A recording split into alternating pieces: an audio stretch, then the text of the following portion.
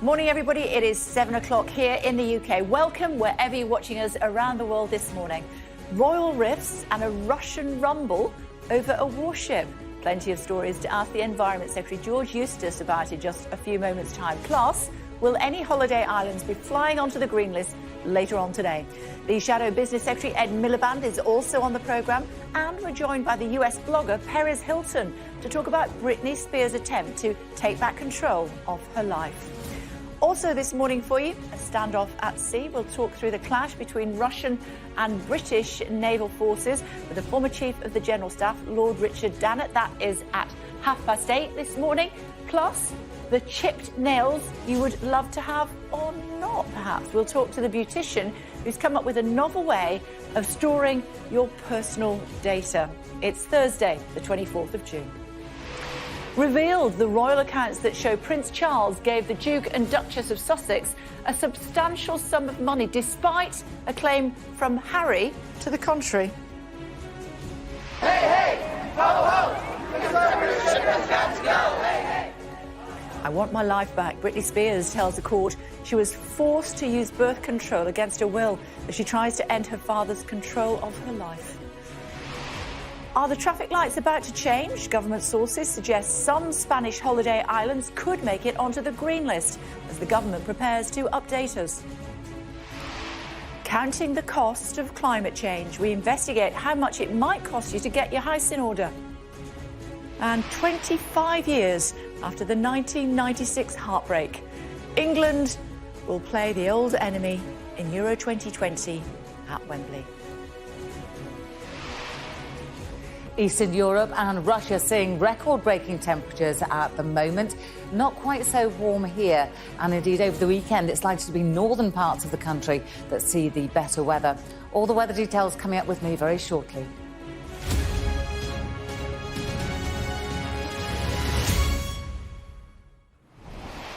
Quite the show for you this morning. Don't know how we're going to pack it all in? We'll give it a good go. One of the claims that shocked the world, let's start with that, when the Duke of Sussex told Oprah Winfrey during an interview with his wife that his family had cut him off financially. Royal accounts published this morning have revealed that Prince Charles gave the couple a substantial sum of money in the months after they stepped down from royal duties. Our royal correspondent, Rhiannon Mills, reports. In recent years, they had appeared to grow closer. But then came the claims from Harry that his father and family literally cut him off financially when they decided to step away from royal life. Except now, accounts show that Prince Charles did continue to give the Sussexes money. A senior Clarence House spokesperson said the Prince of Wales allocated a substantial sum to support them with this transition. They added that funding ceased in the summer of last year. The couple are now financially independent. A spokesperson for the Sussexes denied there was a contradiction, saying the comments made during the Oprah interview were aligned with the timeline that Clarence House referenced. I wrote a piece in which I had spoken to people close to the Prince of Wales to reflect his surprise at the comments that Harry said he was financially cut off. The quote used for me was, the Prince was very surprised to hear that. He's seen the bank statements. The palace accounts also include the £2.4 million that Harry and Meghan paid back in relation to Frogmore Cottage, the huge cost to refurbish it. But the figures show the money hasn't just been used to cover the refurbishment, but also put towards their rent. The Sussex spokesperson said the Duke has made a substantial contribution to the sovereign grant and all tenant obligations are being met. So we're very much not a racist family. It was another allegation from the Sussexes that rocked the royals this year. And for the first time, the palace have released their diversity figures. Not a knee-jerk reaction to Harry and Meghan's claims, they say, but part of an ongoing drive to do more. With 8.5% of their workforce currently from ethnic minorities, they want that boosted to 10% by next year. The accounts show just how much COVID has shaped everything they've done. Along with the family fallout, it has made it a challenging year. Rhiannon Mills, Sky News. we're going to be speaking about that in more detail later on. So remember, they said that they didn't get any money, they were cut off financially. It does look from those latest figures, although substantial sums were still given to Harry and Meghan after they left the royal household. More on that to come. Also at 7:45, talk through the remarkable evidence given by Britney Spears in court overnight with showbiz blogger Perez Hilton. That to come. Labour says the government will struggle to meet its target on climate change. The Shadow Business Secretary Ed Miliband will join us at 8:05. And how realistic is the government's key environmental target of banning all gas boilers in the next 4 years? Plumber and entrepreneur Charlie Mullins will be here at 8:20. Before all that, though, let's bring in George Eustice, should be just joining us, Secretary of State for the Environment, Food and Rural Affairs, of course. Thanks for rushing in. It's always a rush in the morning. It's always a rush. Let's start with the monarchy. That's what we're leading on our programme this morning. £87.5 million is how much they cost the taxpayer last year. Why are they still value for money? Well, I think the system that we have with a constitutional monarchy is way better than all of the alternatives, better than presidential systems. It means you have that stability, you have a monarch that can bring the country together. I think the royal family is good value for money. It's a vital part of our constitution, always has been. Charles has suggested a further slimming down of the senior royals. Do you think that's a good idea? Well, look, this is something, obviously, that the royal family themselves look at. They've got a budget like everybody else. I've seen some of the speculation about changes they're making, events they're doing and so on. They've got to operate within a budget and, obviously, they will manage that royal household. Last time I saw you, I was heading down to Cornwall. You said you were going to go there for your hollybobs this year. We will find out later on what's going to be put on the green list. I know you're not going to tell me before that, so there's pointless asking. But how pleased would you be if the Spanish islands were added? Well, look, personally, I want us to get back to a position where we can support those who want to travel to do so. Nobody likes the draconian restrictions we've had to put in place over this last year as we've wrestled with the pandemic. So, yes, we want to get to a position where we can support people who want to travel to be able to do so. But it is difficult. We are being cautious because the biggest threat still to our progress against this pandemic and the great progress we've made on vaccination is that there will be another variant somewhere that maybe hadn't been properly detected in another country, and that variant is more resistant to the vaccination. So that's the great challenge that we've got. That's why we are proceeding with caution. But obviously, Grant Shapps will say more later. Yeah, I mean, we are being told that the Balearic Islands and Malta and I think Madeira as well are going to be added later on. Do you think that islands should be treated differently to the mainland of Spain, Portugal or wherever? Well, not necessarily, because obviously between islands there's a lot of travel to other countries. But if you've got islands where travel is more, travel is more restricted, and you can tell that, and you've got a very low prevalence of the virus there, and you've got a high degree of confidence, well, then obviously that's something you can look at. Many of the countries we've already got on the green list are islands. Some of them very small islands, admittedly. Sounds as though you've been a bit of a stick in the mud here. Because we were thinking that we were going to find these islands were going to be on the list later on. But from what you're saying, you're being a proper doubting Thomas. Well, what I'm really saying, Kay, is that, Grant Shapps is leading on this. He'll be saying more about it later. And I'm not in a position at this stage to tell you what he may or may not say, as you speculated at the beginning. OK. We had the media minister on yesterday, and he said it was acceptable for important people like UEFA officials not to have to isolate when they come to this country to go to Wembley. What qualifies as important? Well, I presume it's officials that are directly involved in making that event happen. And again, this is an area where we want to be able to facilitate this event. It's a big, important sporting event. Sport's been heavily disrupted over the last year, like every other facet of life. We want to be able to support this tournament to go ahead. And that's why, in all of these areas, we will sometimes take different approaches, using testing, for instance, regular testing, lateral flow testing as an alternative in some instances. And I think we do sometimes need to do this to try to facilitate the return to normality and life as normal. So are my viewers less important because they want to go to Ibiza? Well, it's not that. It's a question of scale, really. And you could say the same about, for instance, the G7 event, and people did raise questions about that. But that was bringing a relatively small number of people together for an important meeting to discuss global challenges, including the pandemic. And what we put in place there were systems where, you had very intensive lateral flow testing to make sure that people attending that event did not get the virus. It was monitored very closely. It was a slightly different approach that was taken. But all of the measures were taken. The cases rocketed, though, didn't they, in Cornwall? Yes, but they're not linked to not linked to G7. There have been some increases, as there are right around the country, because obviously we've got a large proportion of the population, the younger population, are only now being vaccinated. So over the last 4 weeks, as we've been in a different situation, if people have been moving around more, some of them haven't been vaccinated. OK, let's talk about what happened to HMS Defender yesterday, if you wouldn't mind. Shots fired, for the benefit of my viewers, by the Russians at HMS Defender after it entered disputed territorial waters. What were we doing there in the first place? Well, it's under international law. You can take the sort of closest, fastest route from one point to another. HMS Defender was passing through Ukrainian waters, I think, on the way to Georgia, and that was the logical route for it to take. I'm told that actually this is quite. This is a very normal thing. It's quite common, actually. What was actually going on is the Russians were doing a gunnery exercise. They'd given prior notice of that. They often do in that area. So I think it's important people don't get carried away.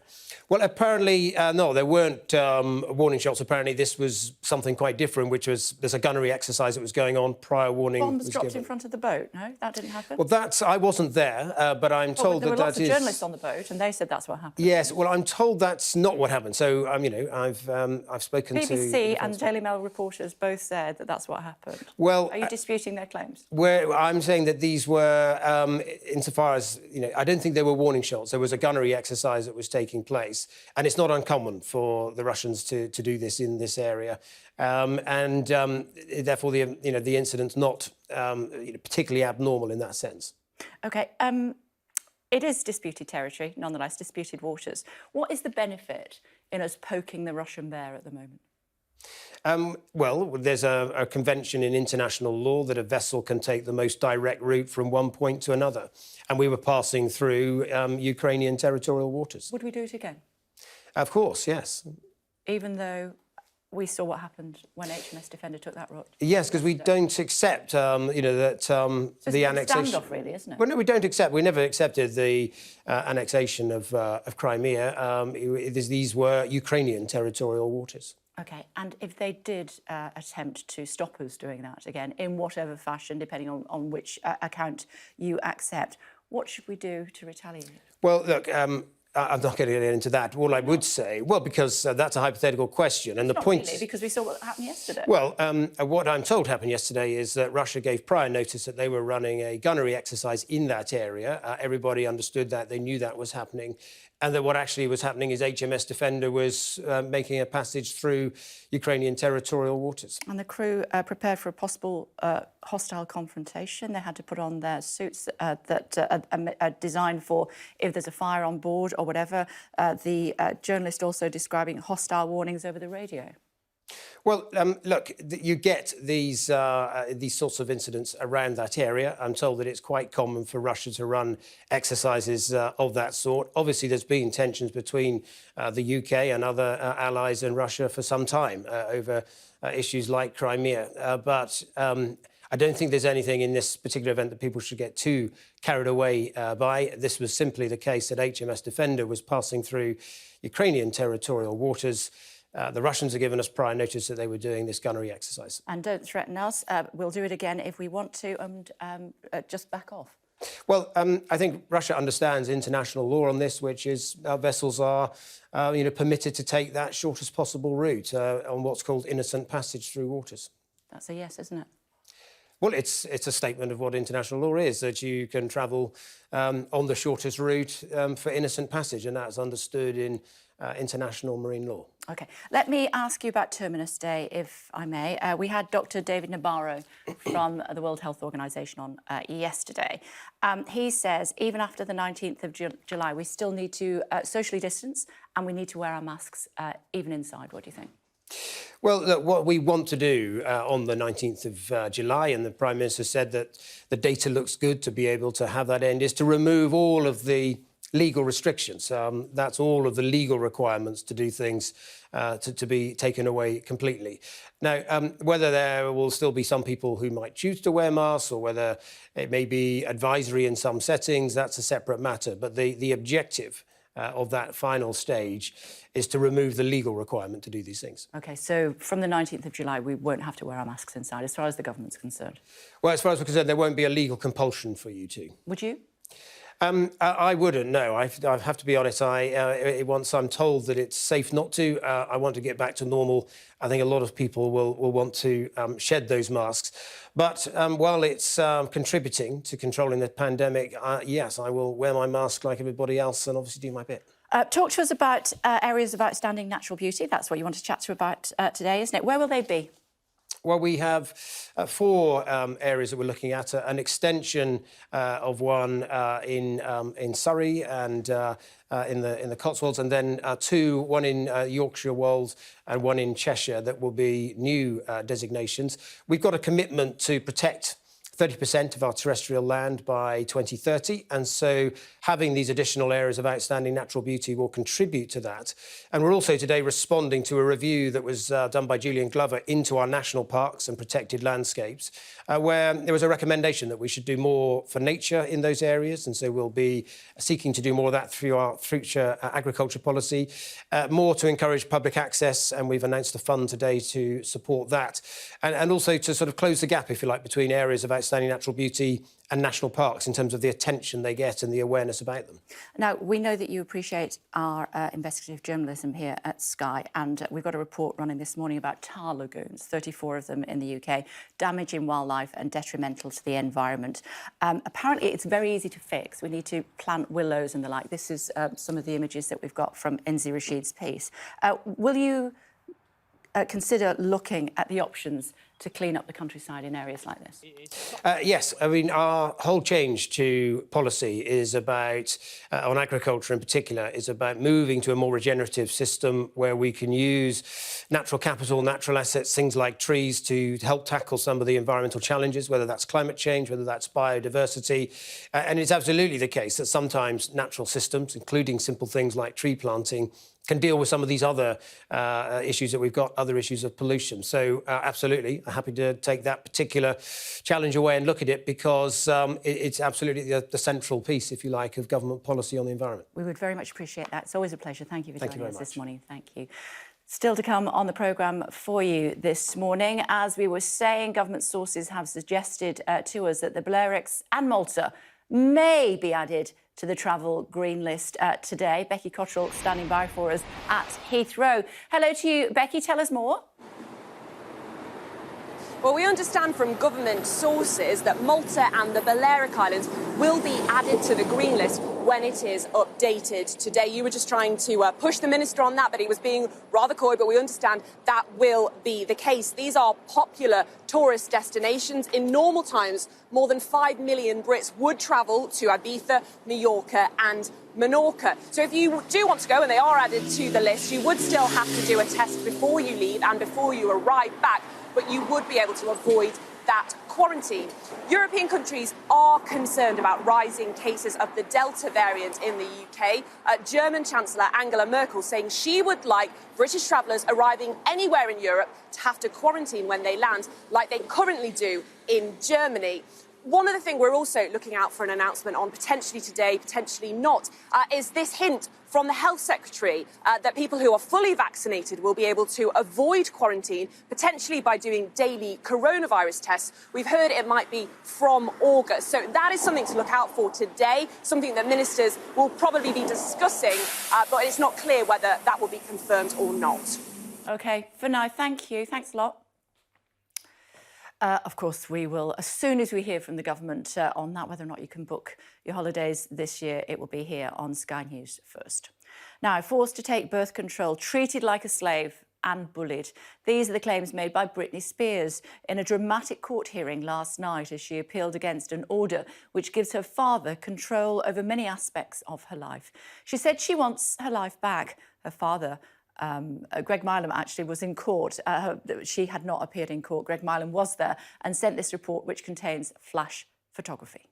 Hey, hey! Ho, ho! The conservatorship has got to go! For the fans who'd mobilised, in their words, to free Britney, the audio feed from inside court brought confirmation of what they've been saying all along. They listened to a star performer telling a story she says that until now has been silenced.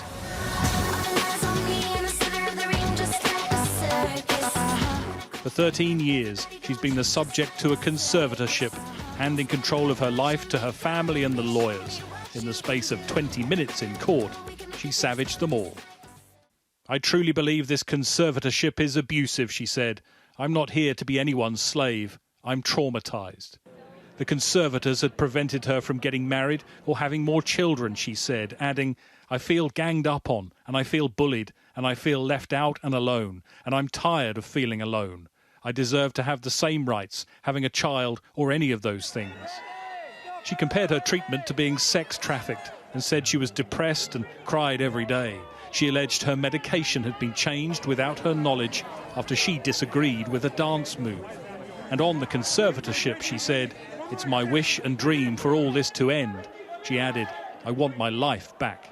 It was undoubtedly explosive. At the outset, Britney Spears told the court she had a lot to say, and she delivered. At one point, the judge told her she had to slow down because the court stenographer couldn't keep up with the pace of what she was saying. The system has done a good job exploiting me, Britney Spears said. I should be able to speak. It is another dramatic chapter in a life of very public highs and lows. This one especially significant for her supporters. It is disgraceful that they have put Britney Spears through the trauma, exploitation, and abuse that she has been put through. I am so sorry, my darling Britney, that you have been put through this. We've been doing this 4 years. We've come to every single hearing since, April 2019. So to hear that we've been right and that everything we thought was true is extremely vindicating. One of the conservators is Britney's father, Jamie. He was listening in as she attacked him during the hearing. His lawyer said he was sorry to see his daughter suffering and in so much pain. But she has now begun the process of securing the freedom she wants. Britney's voice has finally been heard. Greg is with us now live in LA this morning. Hello to you, Greg. So what happens next to Britney? Yeah, it's not entirely clear. I mean, she obviously made very clear in that hearing today, in those 23 minutes, what she wants to happen, which is the end of that conservatorship. There is another hearing due to take place in July. A lot of what she talked about today was wanting it to end without any more medical evaluations. Normally a doctor would be called in to end one of these conservatorships to say the person was fit to end it. She has said she doesn't want to go through any more of that and believes the judge can order that she doesn't have to. So that's one key thing. She has to make a formal representation through her lawyer for it to end. So that is the next key phase for her. Her lawyer has said, and he was surprised by what she said today as well, has said that having gone on the record publicly today, she now wants future hearings to be sealed, so not revealed to the public. So we might not get much more information about what happens next, but she made it very clear. And I think she surprised not only everyone in court with what she said today, but even some of those very fervent Free Britney campaigners. A lot of them have been saying all of this for a long time. But I don't think they felt she would go that far and go into that much detail, particularly about private medical stuff. I think they were taken by surprise, but they're very pleased. And I think they see it as vindication because they've been told for a long time this is none of their business, they should stay out of this. But they believe that they were right all along, and Britney Spears has given them that today. OK, thanks, Greg. Thanks a lot. Reports from on board a British warship suggest that Russian forces did fire warning shots to chase the vessel out of waters off the coast of the Crimea Peninsula, although we did speak to George Eustice a short while ago, and he has a different account. He said that didn't happen. That wasn't the recollection of those on board. However, that account has also been challenged by the Ministry of Defence, who say the shots fired were part of a Russian exercise and that no bombs had been dropped. That's not what journalists on board said. The Russian Defence Ministry said shots were fired in the path of the Defender as it sailed 12 miles off the coast. It's certainly in disputed waters, but we did hear from George Eustice, representing the government this morning, saying that the British would do it again, and it was not poking the Russian bear. Let's see what happens next. Going to be talking about the fallout from that dramatic encounter with the former Chief of the General Staff, Lord Richard Dannett. He's going to be here at 8:30.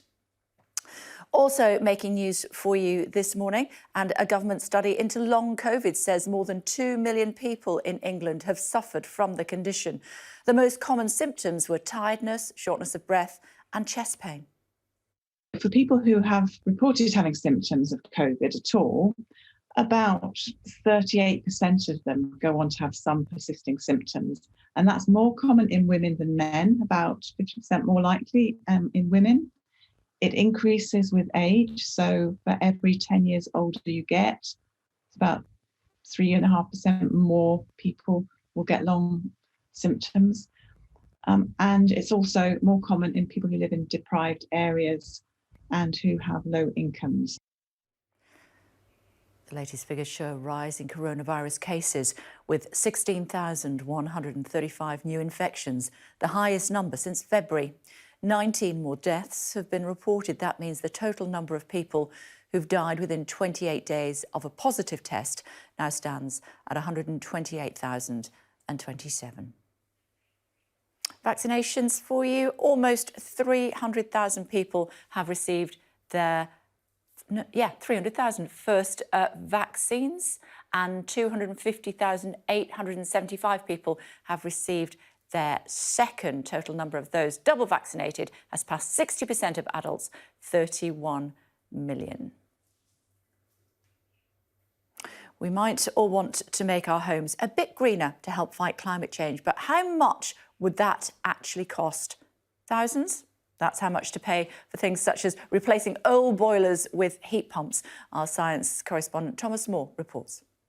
Jan could be a poster boy for the green transition we all need to make. He has an electric car out front, a low-carbon heat pump instead of a gas boiler, and he even ripped off the plaster to insulate his Victorian terrace. The upgrades to the house alone cost £13,000, even after government grants. For many people, this will be a lot of money to pay and very difficult to pay. But I think the government needs to provide support to enable people, not just the wealthy, but everybody, to do this, because we need to do it. The government's own climate advisers today warn ministers are failing to live up to promises to cut the country's emissions. There's still no plan on how to replace millions of boilers, encourage people to drive electric and keep homes cool as global temperatures rise. The government is not helping itself by not setting out plans here. So we don't have a plan or a strategy that people can look at and can understand, so that people can make sensible decisions about, big decisions that will have to be taken over the course of the next 10, 15 years in our daily lives.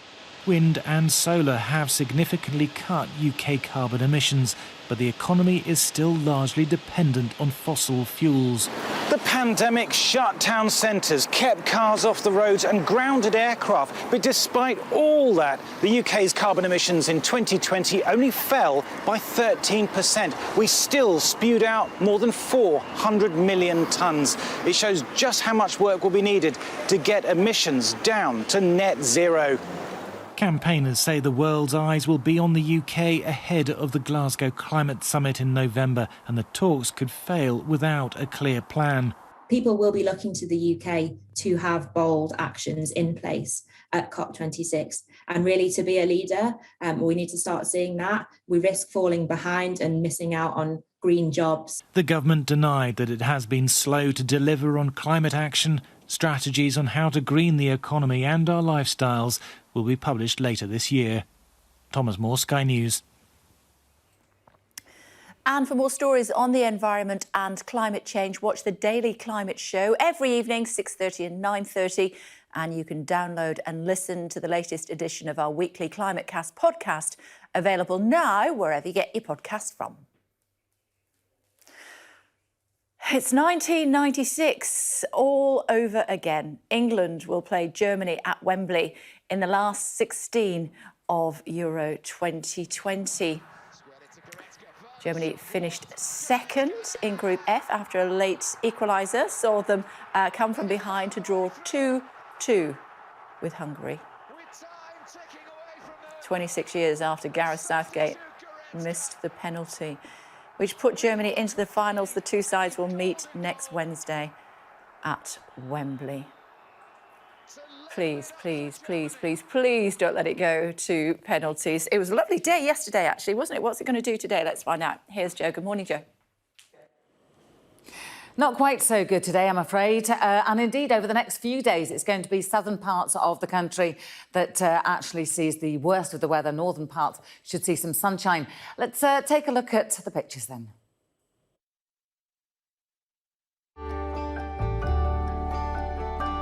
Look forward to brighter skies. The weather, sponsored by Qatar Airways. Hello there, good morning. Well, it does look as though southeastern parts of the country will have a fine start to the day once again, but then there's more coming. Cloud, patchy rain, more persistent rain up towards the far northwest, and the whole lot is shifting its way southward. So it's a very mixed, untidy sort of picture today. There's our sunshine in the south, chilly start, temperatures in single figures, milder in the cloud through central areas, outbreaks of patchy rain, more intense rain up towards the northwest with strong winds gusting to 30 or 40 miles per hour, and the whole lot just sliding its way southward. So you see, we will see some sunshine over southern parts of Ireland, also northern England, parts of Wales down towards the southwest, and the sunshine in the southeast gradually being eroded by that cloud from the north. As the day goes on, again, we see the cloud taking over much of the southeast, some further outbreaks of rain, some sunshine for these northern parts, but heavy rain starting to work its way in, cooler, fresher conditions up towards the northwest, and it'll feel a little bit cool there in northerly winds. The weather, sponsored by Qatar Airways.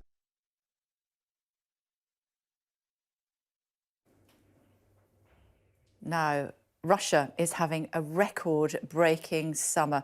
Moscow has seen its hottest June day for 120 years after the temperature hit 34.7 degrees.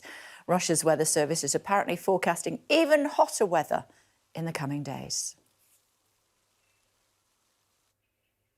Coming up, border security, a pandemic and an economic downturn. President Biden has a lot on his plate, which means there's plenty to talk about with our regular US political experts, Shola and Scotty, coming up.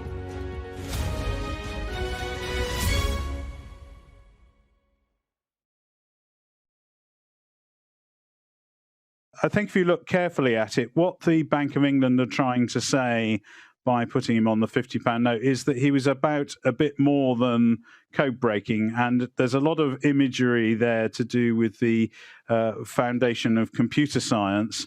And so there's a picture of a very early post-war computer and various other things that are associated with what Alan Turing was actually famous for in his lifetime when Bletchley Park was still a secret. And that was all that computer development. And really, I think it's sort of quite nice to remind ourselves that his short period of code breaking is not really the only thing he ought to be remembered for. And indeed, I think what he would want us to think about in terms of his legacy is not all this business about him being prosecuted for being gay, but actually he was always looking forward to the future. He was trying to sort of invent these machines that were going to sort of, you know, control our lives or be central to our lives going forward. And these ideas that he had, which are all about the future. And I think we should think about Alan Turing in terms of the future, not in terms of the past. I'm Tom Cheshire, and I'm Sky's Asia correspondent, based here in Beijing.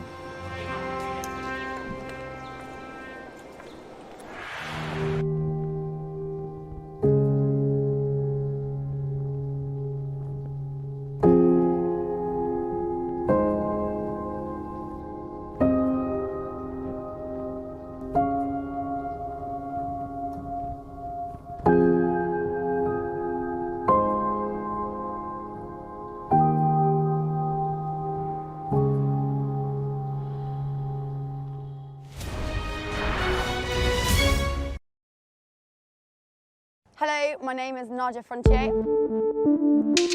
My name is Ryan Matthews.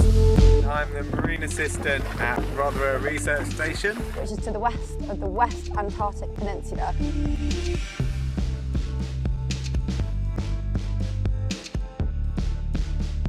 So far I've been here for 5 months and it is an absolutely wonderful experience.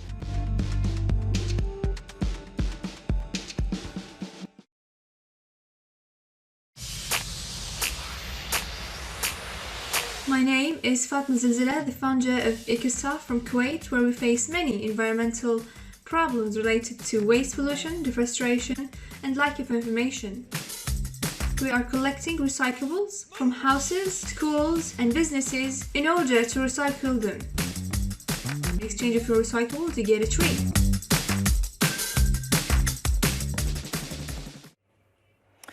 Hello again. In the last hour, the Environment Secretary has told Sky News he expects not to be wearing a face covering after the 19th of July. The government is currently due to drop all social distancing restrictions next month. George Eustice told me he'll choose not to wear a mask if everything goes to plan. What we want to do on the 19th of July, and the Prime Minister said that the data looks good to be able to have that end, is to remove all of the legal restrictions. That's all of the legal requirements to do things to be taken away completely. Now, whether there will still be some people who might choose to wear masks or whether it may be advisory in some settings, that's a separate matter. But the objective of that final stage is to remove the legal requirement to do these things. OK, so from the 19th of July, we won't have to wear our masks inside, as far as the government's concerned? Well, as far as we're concerned, there won't be a legal compulsion for you to. Would you? I wouldn't, no. I have to be honest. Once I'm told that it's safe not to, I want to get back to normal. I think a lot of people will want to shed those masks.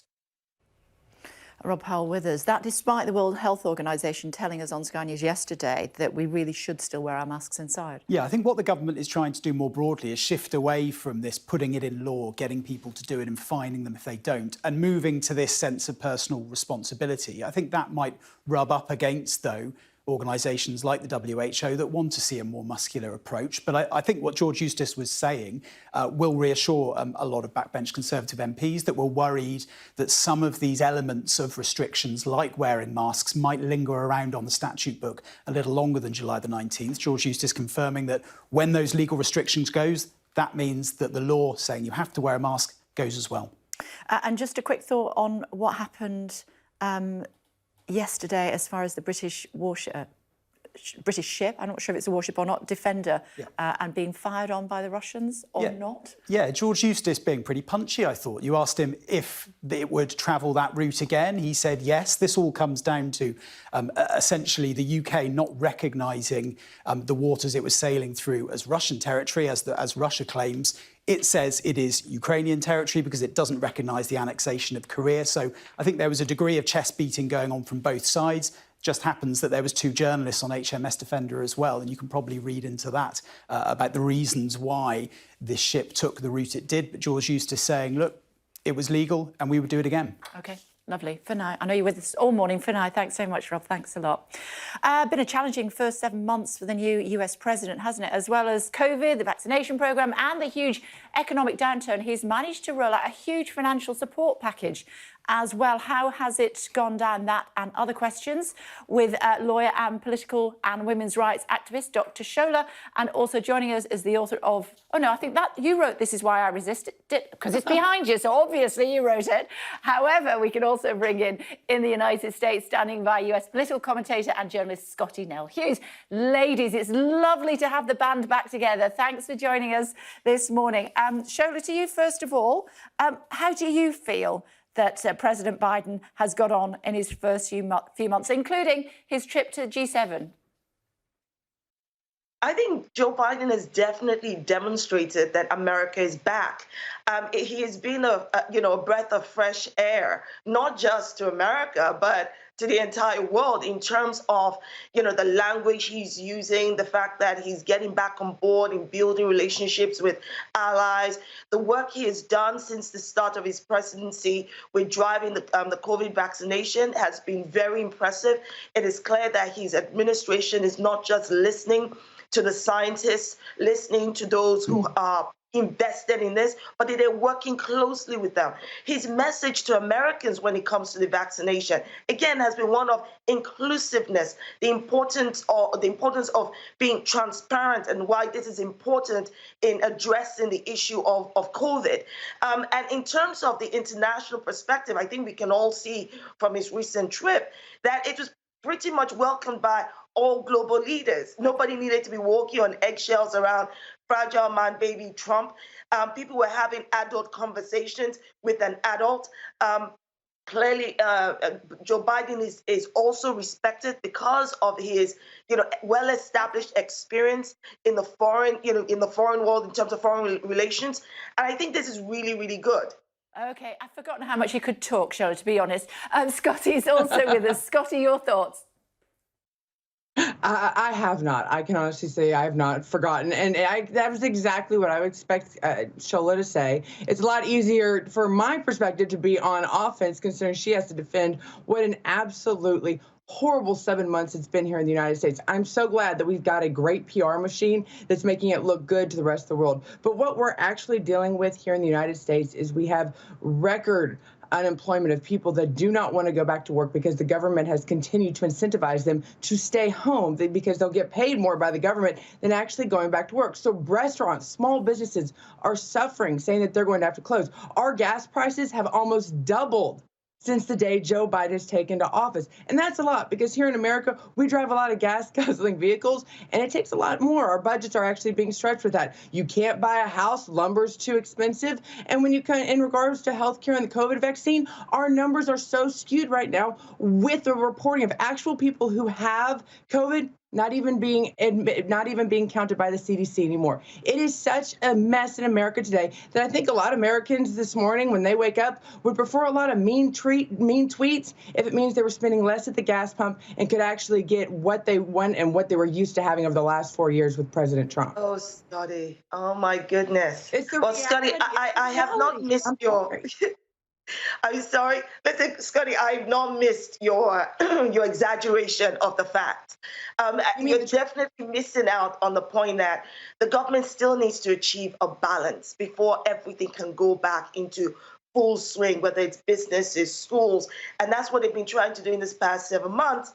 We're getting people back on board with taking the vaccine, in educating people and supporting businesses and employees. Because if they were not supporting them, how can they achieve a good, healthy balance? Instead, you were saying, get everybody back to work. We haven't really got a handle on this COVID thing yet. It doesn't matter. Let's spread the virus, especially with this Delta variant going on.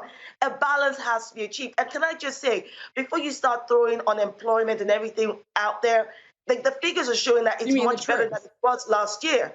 So as far as I see it, we're still trying to take a handle of this pandemic. We are not, it's not all scot-free yet, and that is what this government is trying to address. Don't get me wrong, Scotty. If there's something to criticize, I will criticize it. That doesn't mean I would not be supporting Biden's government. If they do something wrong, I will call it out. But what I've seen in this last 7 months is a government that's trying to achieve a balance in getting people to be vaccinated, and the numbers of that is going higher, not lower.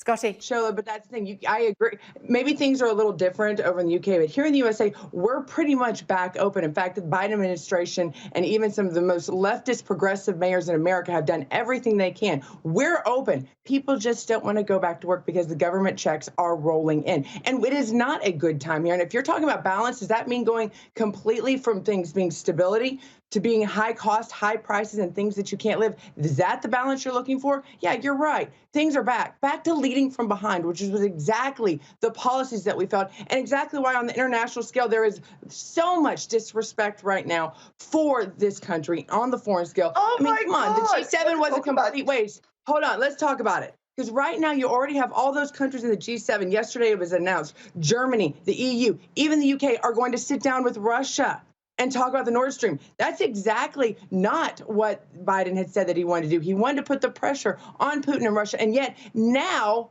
it's the exact opposite. It was a complete joke, unfortunately, to see, and I think every country has a different experience with Biden last week, to see exactly what Americans are dealing with and why we are in the chaotic structure that we're in today. Okay. Scotty, my dear Scotty, let me just remind you, because it's clear you are suffering from selective amnesia. You want to talk about disrespect? Disrespect was the last 4 years with Donald Trump. Disrespect was how Donald Trump, dealt with all of our allies, how he separated us from our allies, how he, basically was kissing the butts of, of North Korea and Russia. That was disrespect. What you're finding right now, because at the end of the day, are you kidding me? Yesterday, the UK and Russia were basically close to firing with each other. Let's talk about the reality of the middle to engage with Russia should they wish to. America does not control other countries. This is about dialogue. It's about debate. That's not it's about reaching, a common consensus. Okay, let's come back between to you on that. Scotty, go on, Scotty. There is unity right now going on between the EU, Germany, the UK, with Russia, something that the U.S. did not want. That was very evident going into it. But you cannot look at the chaos that has happened over the last 7 months within the Middle East, within China, with everything going on and say, yes, the world is getting along right now. Actually, it's not. And that's right there because you don't have that leadership. Now, what I am seeing is actually everybody is continuing to try to aim towards peace because we are coming out of a pandemic, but it's not including the USA because the USA has enough problems at its own borders and within its own country that luckily it should be able to fill their agenda and keep us busy and keep us out of the world's business if we could be so lucky. We've got enough problems here at home thanks to this administration. But ladies, we are out of time. I am so sorry. It's so lovely to have you back. We properly miss you. I've got an all-girl gallery in my ear today, and they were saying how great it was to have the girls back in town. Hopefully we'll see you same time next week. Thank you so much. Great to see you. Thank you. How lovely. Let's tell you about, did you ever have McAfee software on your computer? Well, it was named after the entrepreneur John McAfee. He's been found dead in his prison cell in Barcelona. Why was he there? What happened? Somebody who can fill us in is Michelle Clifford, standing by in Brussels for us. Hi, Michelle. Good morning. What more do we know?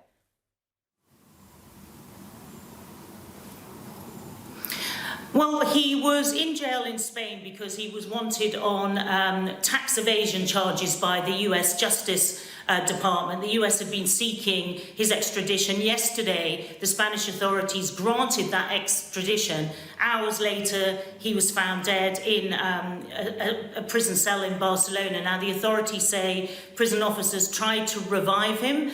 They were unsuccessful, but they say that all the indications are that he took his own life. And he was very much a successful character. You mentioned the software, the antivirus software, but he was also a greatly controversial character, Kay. His time in jail in Barcelona was not his first brush with the law. He'd spent time in a Dominican Republic jail after being accused of travelling with others on a yacht with high caliber weapons on board. He had also been named as a person of interest in the past over the murder of a neighbour in Belize. He always denied those charges.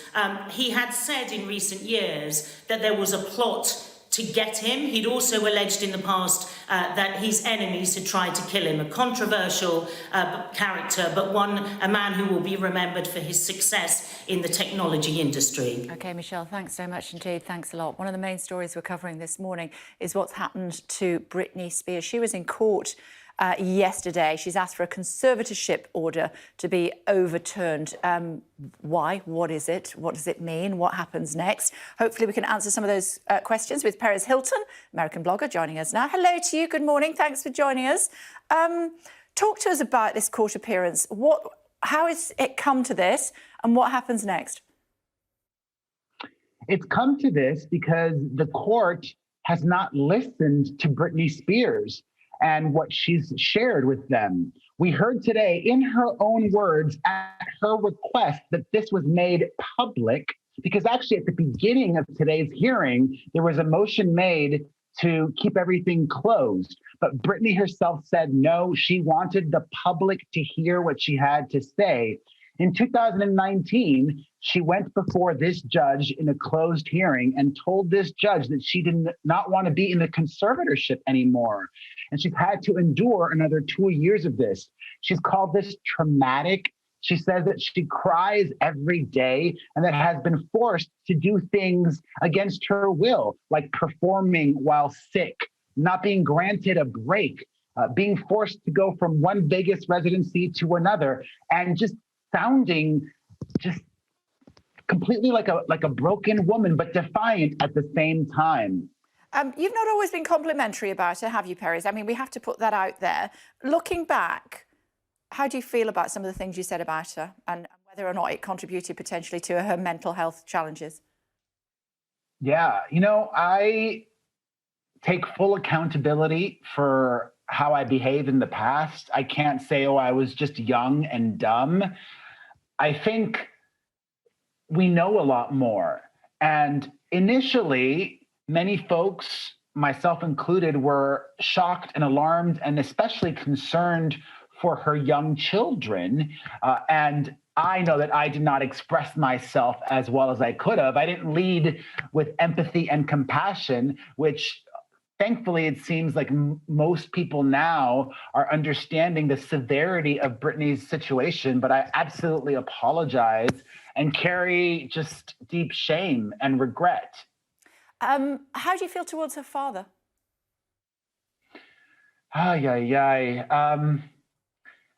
In 2008, I, along many others, thought that Jamie Spears saved his daughter. I was really worried that had this conservatorship not been put in place, that Britney could have ended up dead. We forget, but she was really putting herself in dangerous situations almost every single day, going out in the city by herself, without a security team, ending up in a hotel, talking to strangers. It was a very scary time. So I think, we often hear, where's the family? Why isn't anybody stepping up and helping out?